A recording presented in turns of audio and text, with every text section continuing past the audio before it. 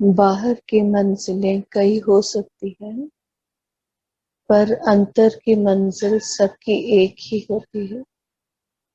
इसलिए हर मंजिल की ओर तुम भटक कर अंदर स्वयं तक अपनी मंजिल तक आते हो। अपनी मंजिल का रास्ता मिल जाना भी उस मालिक की बहुत बड़ी कृपा रहती है, जो तुम्हें तुम्हारे साथ जोड़ता है। वही तुम्हें तुम्हारी मंजिल तक पहुंचा सकता है। जो पूर्ण सत्य है वो तुम्हारे अंतर की गहराइयों में ही छिपा है। जितने अंतर गहरे उतरोगे उतना ही उस पूर्ण सत्य में स्थापित होते जाओगे, और वो कंप्लीट ट्रुथ ही तुम्हें लिबरेट कर सकता है। वो पूर्ण सत्य ही तुम्हें मुक्त करता है, और कोई भी चीज तुम्हें मुक्त नहीं कर सकती। ना कोई क्रिया, ना कोई कर्म, ना कोई बाहरी भक्ति, ना कोई रूप रंग। स्वयं को मुक्त करने वाले तुम स्वयं ही हो। प्राकृतिक तल पर बहुत सी घटनाएं घटित होती रहती हैं और उनके अपने इम्पैक्ट होते रहते हैं, क्योंकि तुम उस पूरे ब्रह्मांड का एक छोटा सा मॉडल हो। इसलिए प्राकृतिक रूप से तुम्हारे अंदर भी बहुत कुछ घटित होता रहता है। जो पिंडे सो ब्रह्मंडे। जो तुम्हारे अंदर घटित हो रहा है वही बाहर घटित हो रहा है। जो बाहर घटित हो रहा है वही अंतर ही है। जिस तरह बाहर एक प्लैनेट के आगे दूसरा प्लैनेट आ जाता है, तो उस प्लैनेट की तरफ से आने वाली एनर्जी, उसमें चेंजेस आ जाते हैं। और इसके लिए हम कर भी कुछ नहीं सकते, क्योंकि उनकी गति प्राकृतिक है। एक दूसरे के सामने आना प्राकृतिक है, वाइब्रेशंस का स्फीयर है। लेकिन हम इस बात को बहुत कम जानते हैं कि तुम्हारे अंदर के वातावरण में, तुम्हारे अंदर के ब्रह्मांड में, तुम्हारी अलग अलग थॉट्स की जो एनर्जी है वो भी एक दूसरे के सामने आती जाती रहती है, जिसकी वजह से तुम्हारे मूड चेंज होते रहते हैं, जिस वजह से तुम्हारा स्वभाव चेंज होता रहता है। जो लोग अंतर साधना करते हैं उनकी वाइब्रेशंस जो है वो सटल होने लगती हैं, और धीरे धीरे सब कुछ इतना सम होने लगता है कि तुम्हारे अंदर घटित होने वाली वो प्राकृतिक घटनाएं, क्योंकि तुम्हारी ही तरंगे धीरे हैं, तुम सम हो गए हो, उनका उस पर कोई असर नहीं होता है। जब तुम्हारे अपने ही विचारों का तुम पर कोई असर नहीं होता तो उसे ही संन्यास कहते हैं। उन पर बाहर की भी इन प्राकृतिक घटनाओं का कोई असर नहीं होता।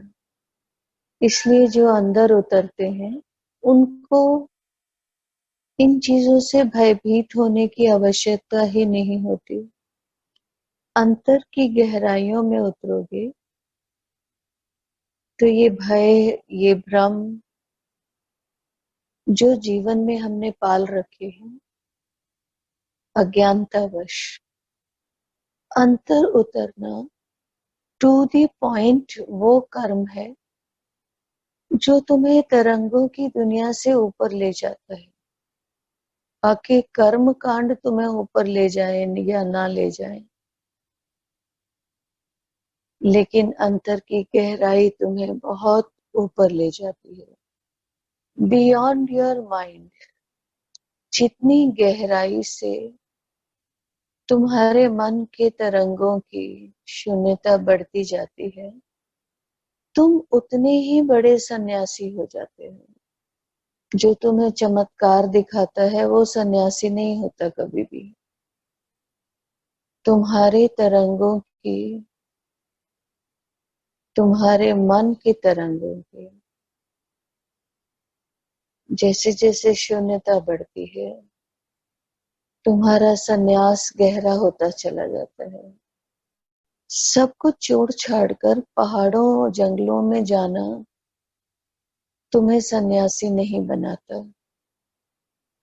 तुम्हारे मन का शून्य होना तुम्हें सन्यासी बनाता है। सन्यासी का मतलब ही है शून्य में आस। कूचे को तेरे छोड़ कर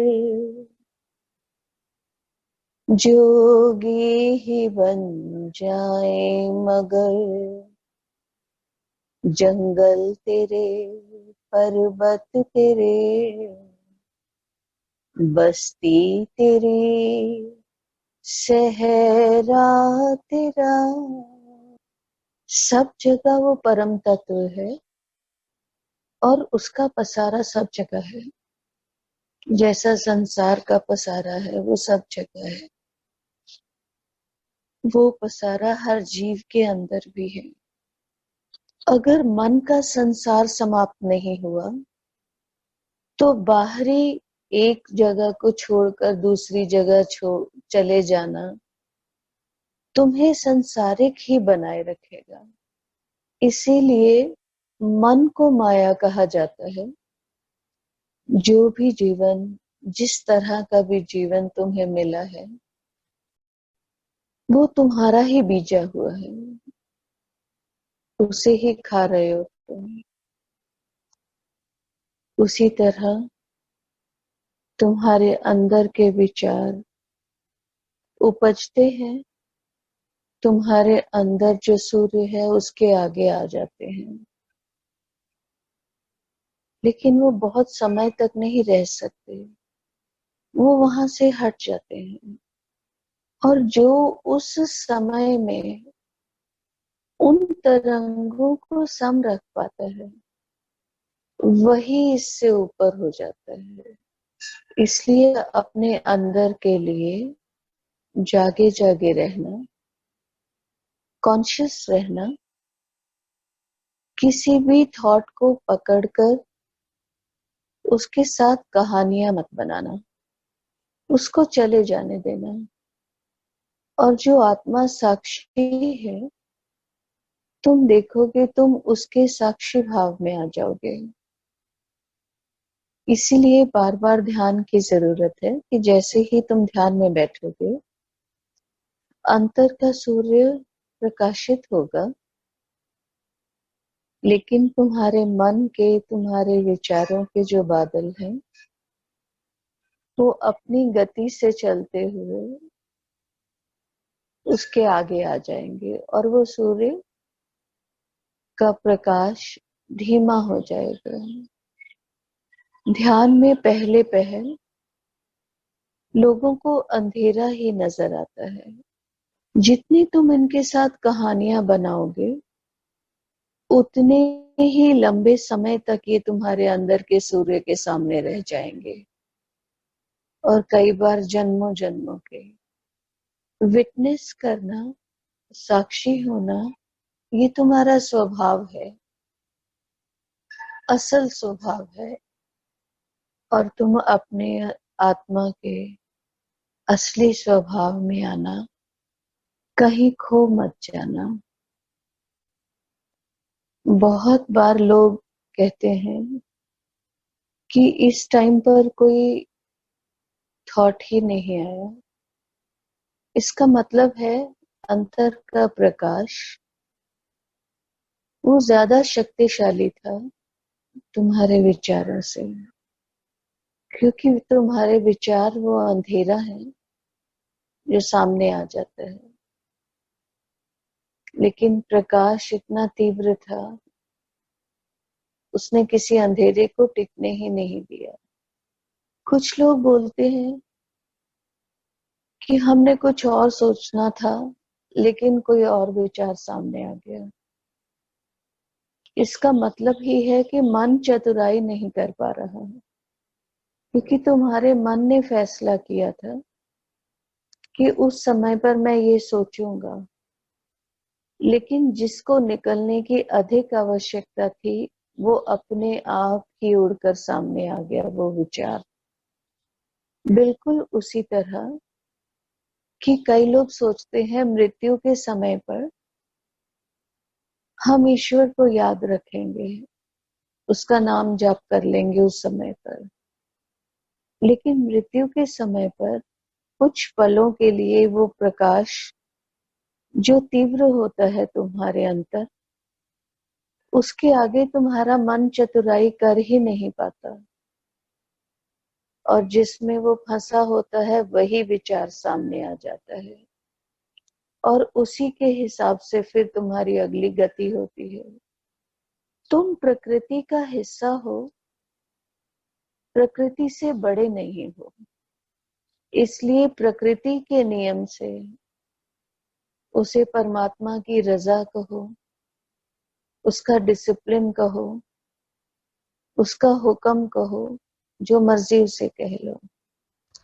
उस नियम से सब कुछ चलता है, उस नियम के बिना कुछ भी नहीं है।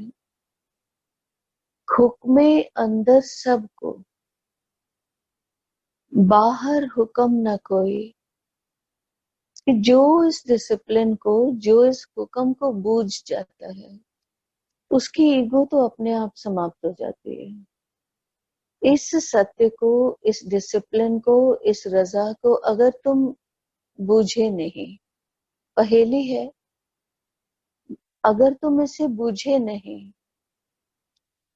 तभी तुम्हारे अंदर ईगो है, अहम है, अहंकार है, और वही तुम्हें भटकाता रहता है, वही तुम्हें सन्यासी भी नहीं होने देता, वही तुम्हें परमात्मा में लय भी नहीं होने देता।